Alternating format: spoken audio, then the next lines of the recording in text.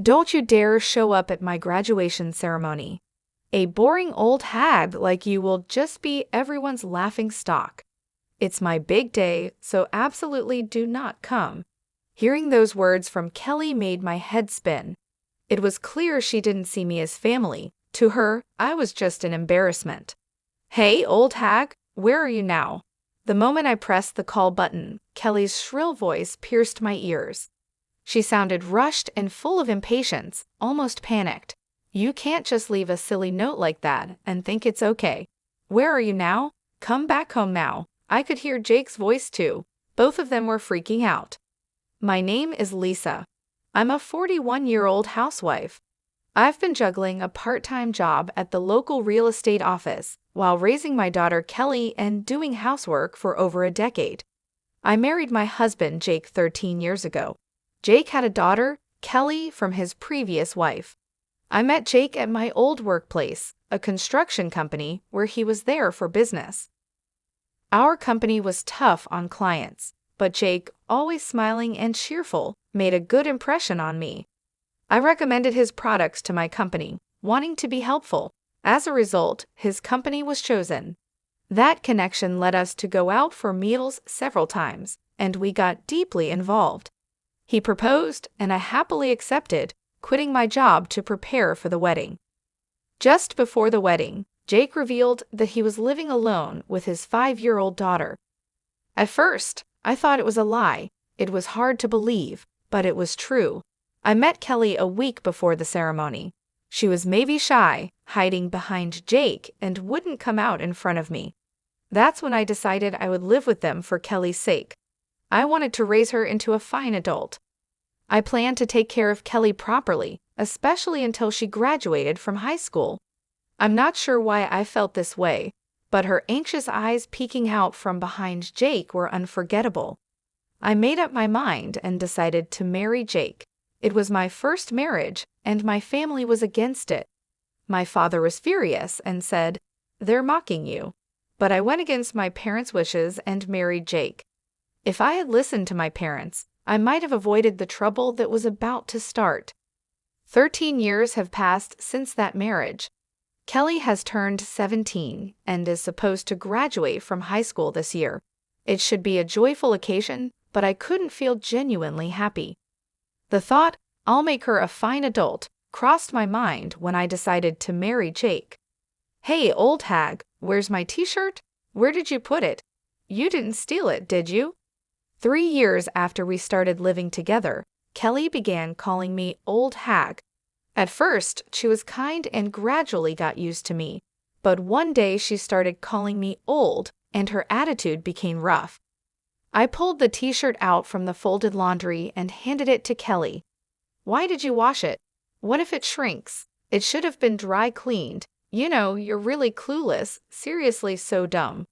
I had hand-washed and air-dried the t-shirt because I thought the fabric would get damaged at the cleaners, but I couldn't say that to Kelly. All I could reply was, "I'm sorry." Kelly snatched it from my hand as if she was grabbing it and said, "Really, you're useless," and left with those parting words. Her words were sharp and pierced my heart.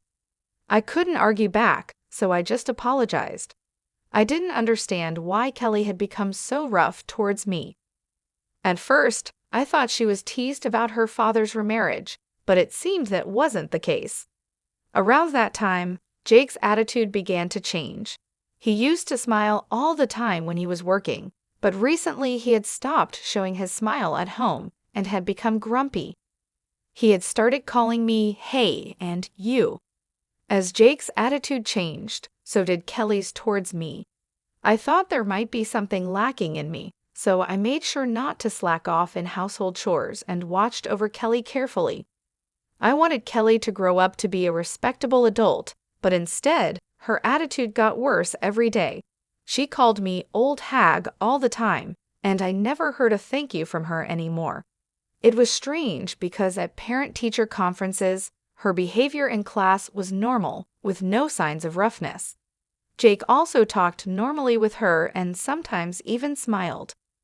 This terrible attitude was only directed at me, which hurt my heart even more. I couldn't talk to Jake about it because he had become distant and completely different from before.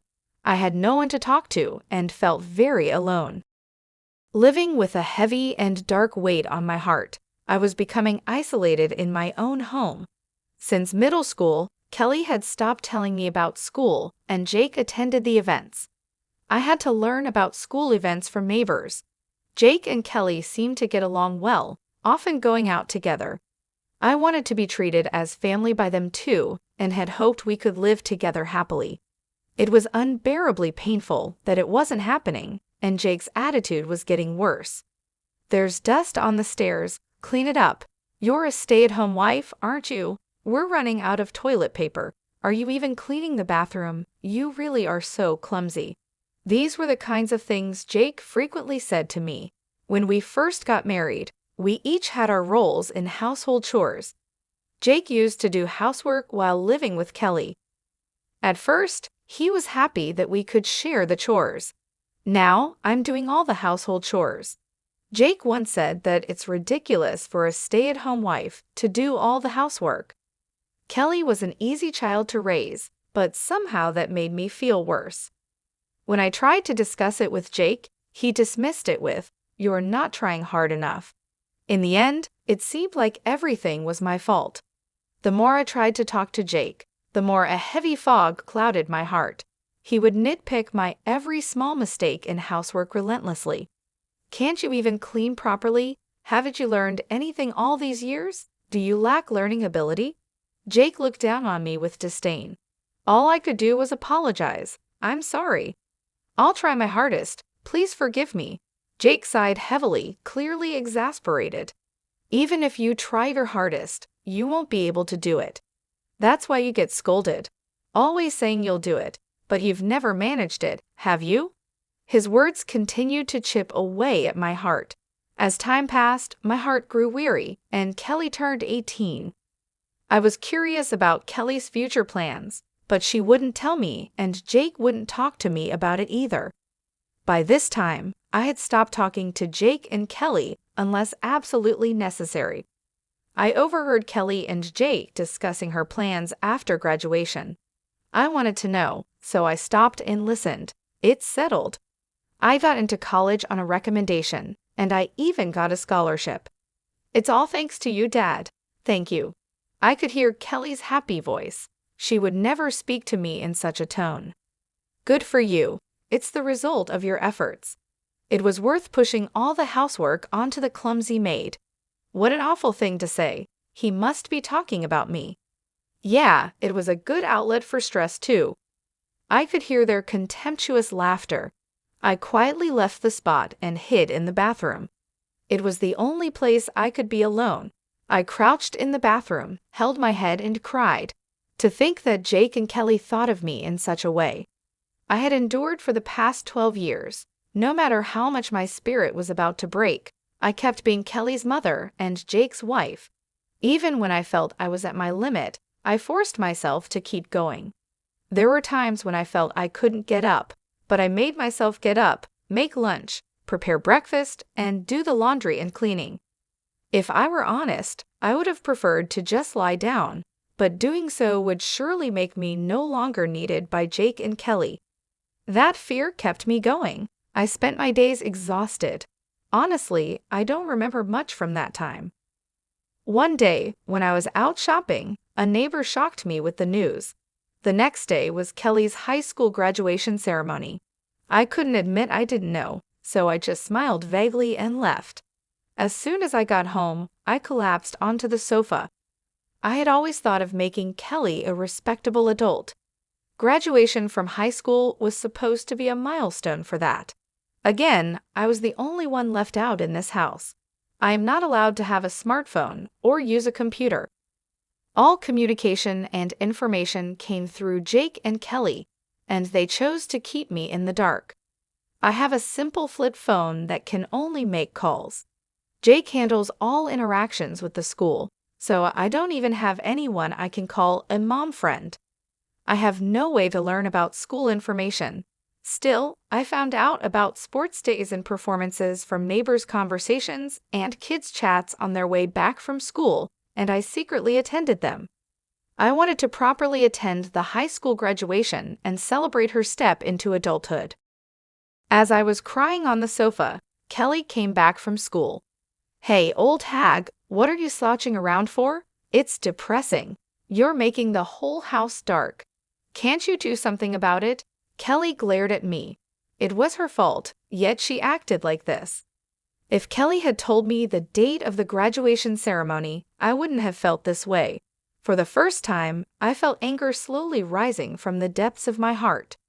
"The graduation ceremony is tomorrow, isn't it? Seems like you didn't tell me," I questioned her with a feeling of blame. Kelly looked slightly taken aback by my defiant words, but exaggeratedly sighed to cover it up. "So what? You wouldn't come to the graduation anyway, so why does the date matter to you?" I tilted my head in defiance at Kelly's words.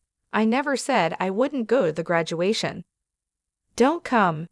If a boring old hag like you shows up, you'll be everyone's laughing stock. It's my big day, so definitely do not come." Kelly's words about being everyone's laughing stock made me dizzy. Clearly, Kelly doesn't think of me as family. To her, I am an embarrassment. I thought this time would be different, but she wouldn't see me any other way. "Don't come." Kelly's words pierced my heart. It was clear from her own mouth that I was nothing but a nuisance. That night, Jake came home with a suit and a dry cleaner's bag. He had sent the suit to the dry cleaners himself, without asking me, of course. Jake knew about Kelly's graduation. As I looked at the suit, Jake said with a pitying look and a smirk, "Right, Kelly didn't tell you. Clearly, I am the least needed in this house." Thinking I was family was just my wishful thinking. At that moment, I realized my heart had long reached its limit. That's why I decided to stop being a family. The next day, Jake and Kelly left together for her high school graduation. I was left behind. Moreover, Jake told me, "We'll eat out tonight, so we won't need dinner." I wasn't invited. The old me would have just cried and taken it. But those days ended today. I had decided to leave this house. I made up my mind last night. As soon as they left, I packed my bags, wrote a note, and left the house. I couldn't be a family with Kelly and Jake anymore. I decided to stay at my parents' house, about 3 hours away by train. At my parents' home, I started preparing to cut ties with Jake and Kelly. In the note I left, I wrote that I wanted to end our family relationship and live alone, and that I wished to discuss the details through a lawyer. I hadn't found a lawyer yet, but my father would likely know one. My family owns a lot of land and is known as wealthy landowners in the area. My father also owns considerable real estate and is well known locally. He certainly had lawyers in his circle. I had met a lawyer at a Christmas party when I was at home. Besides finding a lawyer, I had to sell the house where Jake and Kelly were still living. The house was built on land owned by my father, and the construction costs were covered by me as a wedding gift. I had been repaying my father little by little with the money I earned from my part-time job in real estate, which was also introduced by my father. Essentially, the house, both the building and the land, are owned by my father. They are in his name officially. At the time, Jake probably thought the house was a gift since he never asked about the ownership. He was likely too afraid to upset my father and lose the house. Jake is quite the coward. He is aggressively assertive toward those he perceives as beneath him, but to those above him, he is subservient and ingratiating. I explained everything that had happened to my father. As I spoke, tears flowed uncontrollably. I had to stop several times due to my sobbing, but my father listened until the end. There were tears in his eyes too. What comforted me was that my father didn't criticize the decisions I had made back then. In the end, he simply said, "You've had a hard time." Afterwards, my father made calls, and soon lawyers and real estate management people came to the house. Everything happened very quickly after that. It was decided that the house would be demolished, and the demolition was set for 2 weeks later. In the note I left, I wrote, "Please leave within a week." My father sarcastically remarked, "That's quite generous of you." For me, it was just about avoiding later complaints. The week passed as I consulted with the lawyer about the divorce. I also told my mother about the divorce, and we cried together. I can't forget the look on her face, furious, like a demon. I also talked with my father about what would come next. Above all, I needed to set up a new foundation for my life. It took courage to talk to my parents, and it was hard, but once I did, my heart felt lighter, and I slept soundly for the first time in 12 years. A week passed peacefully at my parents' home. Then my cell phone rang. As expected, it was Kelly. Honestly, I didn't want to talk anymore. Remembering how Kelly had treated me all this time, a dark feeling spread through my heart. I decided to ignore the call, but the calls didn't stop. Jake also started calling repeatedly. They were probably calling about the note I left, and maybe the demolition crew had also contacted them. For 12 years, Jake and Kelly had called me old hag and treated me like a servant. The way they treated me was not how family should treat each other. The thought of dealing with them again made my skin crawl, but leaving things as they were wasn't right either. I couldn't move forward without settling the past. If I ran away now and left things unfinished, I wouldn't feel at peace. After the way they treated me, it was time for Jake and Kelly to face the consequences. I braced myself and answered the phone. "Hey, old hag, where are you now?" As soon as I pressed the call button, Kelly's shrill voice pierced my ears. Her tone was rushed, full of impatience and panic. "Leaving a ridiculous note like that, you think that's forgivable? Where are you now? Come back right now." I could hear Jake's voice as well. Both of them were in a complete panic. I imagined Kelly coming home from graduation, finding that this servant-like woman who used to relieve their stress was gone. Moreover, there was a note saying divorce and leave the house. Even Kelly would panic in such a situation, especially on the day of her graduation ceremony.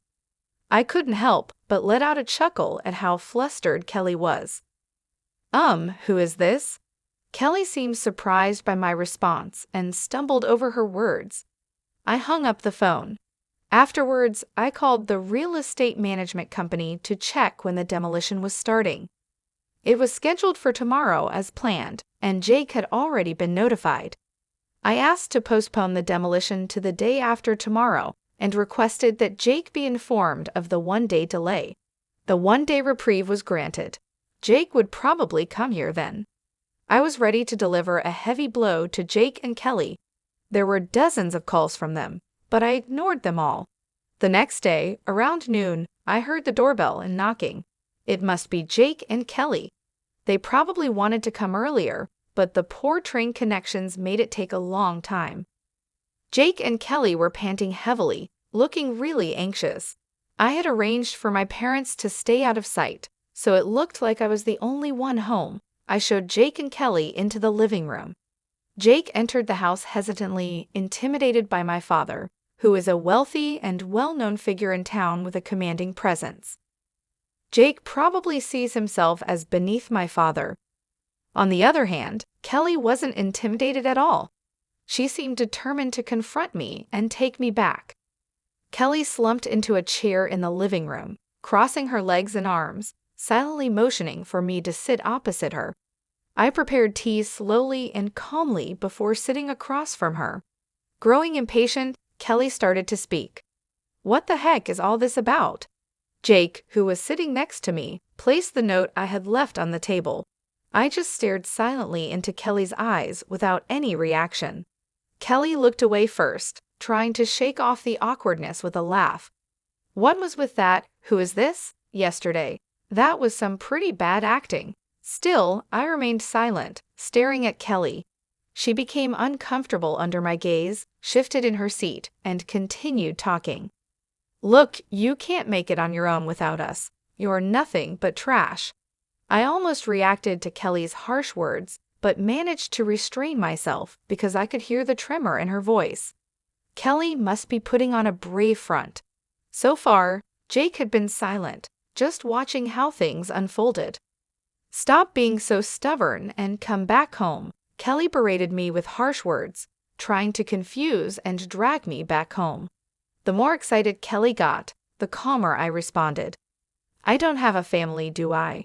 Oh, I do have parents, but you two aren't my family, are you? I said. Kelly, for her part, probably felt out of her depth. She started talking loudly. What are you talking about? You and Dad are my family, right? Hey Dad, that's right, isn't it? Kelly must have felt at a disadvantage alone, so she asked Jake for help. Jake looked around nervously and, seeing that no one else was around, seemed relieved and started talking to me. That's right, you can't live without us, just like Kelly says, so you're coming back. Jake began to act all high and mighty when he saw my parents weren't around. Looking back, I realized what a cowardly man he is. As I said before, I have no family, I answered firmly. No matter what Jake and Kelly say, I'll keep treating them as strangers. Jake and Kelly are not my family. If they were, they wouldn't treat me like a slave. Family is about holding hands and helping each other. When someone in the family is in trouble, it's normal for the family to support them. However, Jake and Kelly were different. They've been treating me as a servant and an outlet for stress for over 12 years. Jake and Kelly insist that this is normal. They're unaware of how terrible and wrong it is. They've been oppressing me unconsciously. I'm amazed I've put up with it for 12 years. I'm impressed with myself. It all started when I saw Kelly peeking from behind Jake. I was bound by my own words to raise Kelly into a fine adult. Because of these words, I've been desperately serving Jake and Kelly. That's why I endured until her high school graduation. I had decided that when Kelly graduated from high school and was ready to leave, it would be time to draw the line. I had a faint hope that Jake and Kelly would change their attitude towards me by then, and we could be a family. But they betrayed my expectations, leading to this situation. Everything was decided by their attitude the day before the graduation ceremony. So I'm facing them with the appropriate attitude now. Jake and Kelly are no longer my family, which is why I don't treat them as family. Kelly started to change her tone, realizing the seriousness. We are family, aren't we, Mom? Stop putting on this silly act, please. Before I knew it, she had switched from calling me old hag to Mom. Apparently, Kelly began to understand that things wouldn't go as they used to. Jake watched anxiously as he looked at me and Kelly. You may not be my birth mother, but we've lived together all this time, so please listen to my request. Kelly unfolded her crossed arms and clasped her hands in front of her. She had been sitting back, but now she was leaning forward. I have no obligation to listen to requests from someone who isn't family, I continued, keeping my emotions in check. Tears appeared in Kelly's eyes as she pleaded desperately, please listen to me.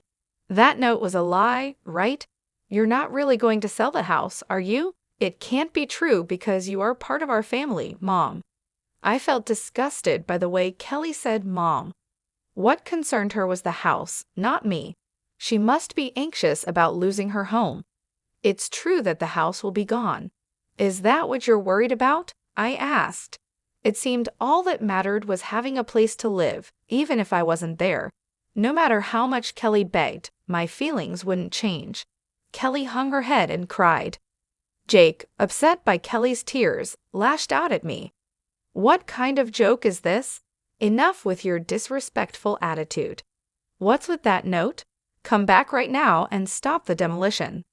I responded with suppressed emotion in my voice. I can't. It's already decided. Do you think you can do this to your family and get away with it? Jake yelled. That's why I keep telling you, you are not my family, I replied, but neither Jake nor Kelly seemed to be listening. Enough already. Haven't I been saying we're not family? I thought, feeling like I was repeating myself. Jake suddenly stood up and slammed his fist on the table. Don't mess with me. I was shocked but kept my emotions in check. Who's messing around? You haven't treated me as family for 12 years, and now you can't suddenly act like it. That's impossible. My voice came out harsher than I expected. I was angry too, even though I didn't show it. Anger was bubbling up inside me like magma. I couldn't forgive Jake and Kelly's incredibly selfish actions. They trampled on my 12 years of suffering and efforts to become a family with them. They rejected, mocked, and exploited me extensively. I was left out, feeling lonely and in pain. I had wished countless times to be treated as family, but my wish was never fulfilled. It took me 12 years to give up. I continued to strive to build a relationship as Kelly's mother, as family, but it ended like this. A self-mocking smile appeared on my face. Seeing my dry smile, Jake and Kelly stared at me in shock. Jake seemed to lose strength and slumped down into his chair. These two never understood my feelings and tried to exploit me until the very end. I cared for Jake and Kelly, but they never cared for me. No matter how much I cherished them, they never cherished me. And now, when they're in trouble, they try to use me, claiming we're family, something they never believed in. It's too convenient. I feel not just a headache, but even nausea. Why did I put up with these people for 12 years? Looking back, it's strange, but it's pointless now. There's no future for the three of us together anymore. All I can do is make Jake and Kelly acknowledge their guilt and make amends.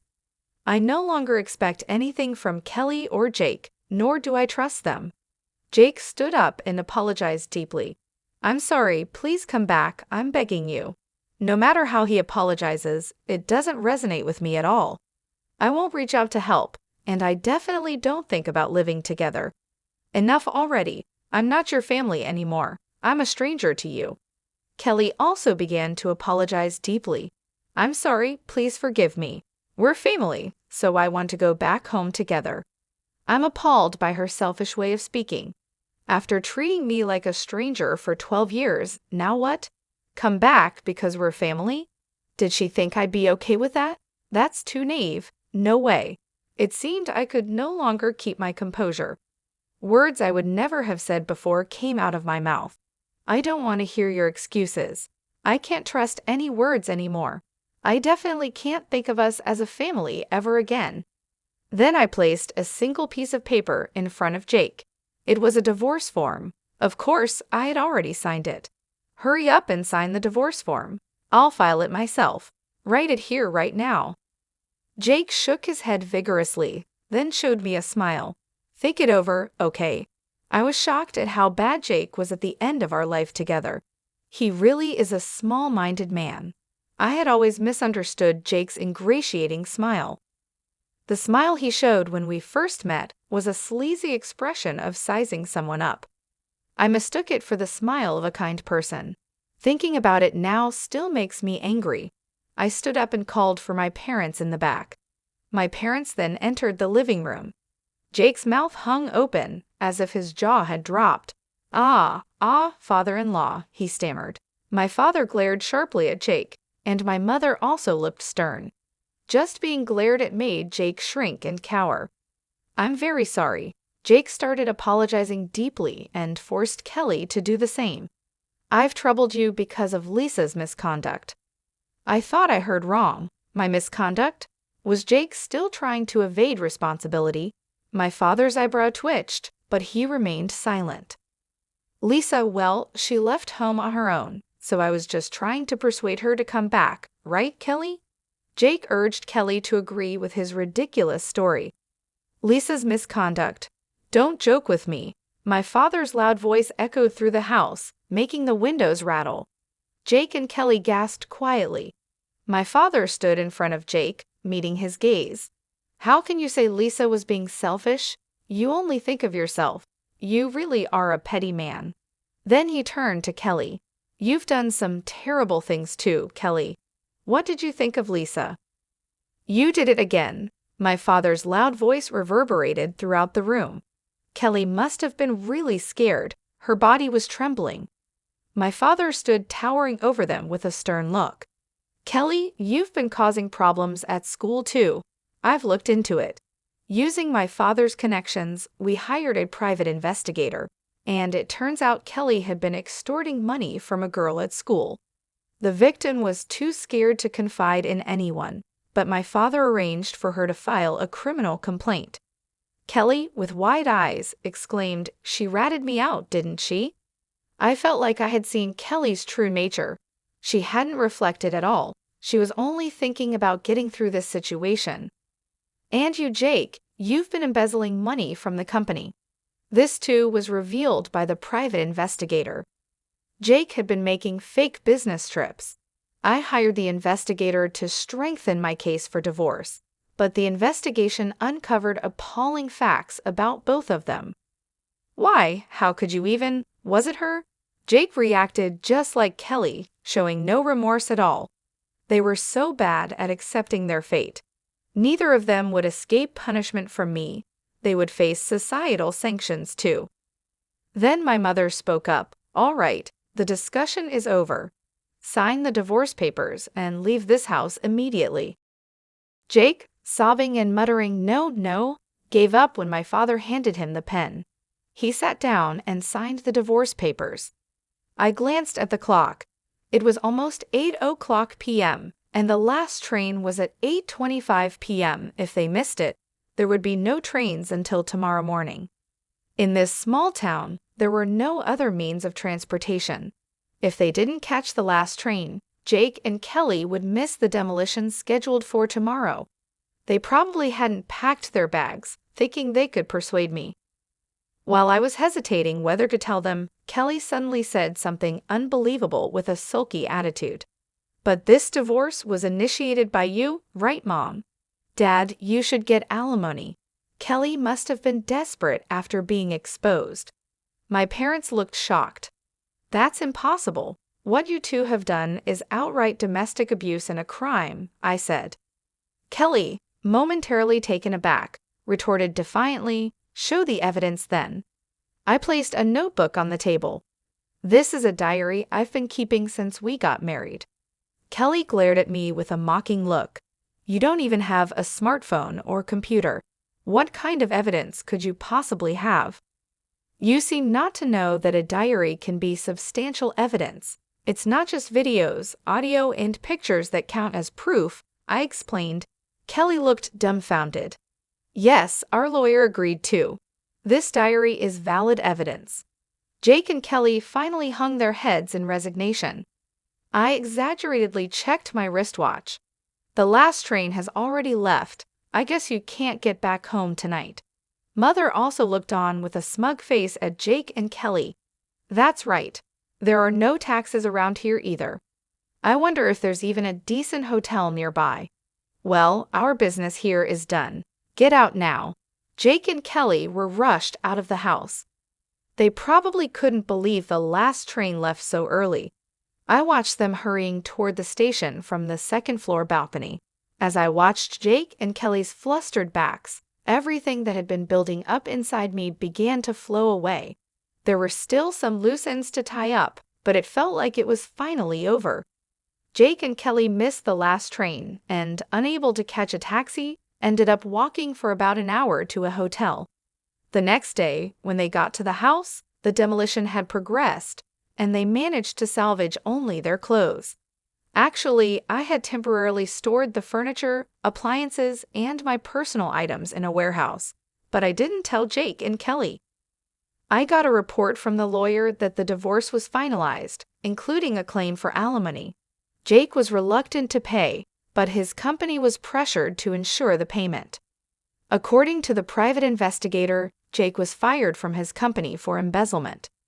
Kelly ended up getting involved with the police and was expelled from both college and high school. Jobless, Jake could only afford to lease a small, old apartment far from the station. He lives there with Kelly, who dropped out of high school. Kelly blames everything on Jake, and Jake criticizes Kelly at every opportunity, leading to endless arguments between them, as reported by the private investigator. I was considering what to do next after quitting my part-time job at a real estate agency. Then my father suggested I help with the family business, and I got a job managing his resort real estate company.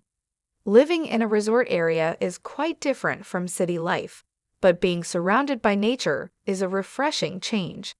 I've also started keeping a dog, so living alone isn't lonely. Right now, this dog is all the family I need. I think I'll just live a relaxed life with my dog from now on.